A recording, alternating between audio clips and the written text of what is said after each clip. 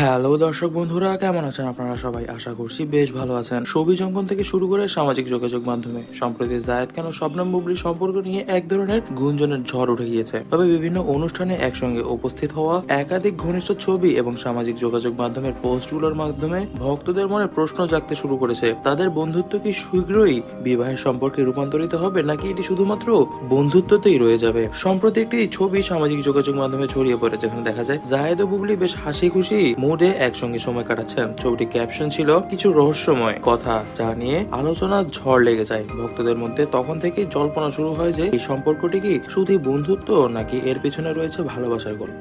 অনেকদিন গোপন থাকার পর অবশেষে এই সম্পর্ক নিয়ে মুখ খুলেছেন দুই তারকার পরিবার।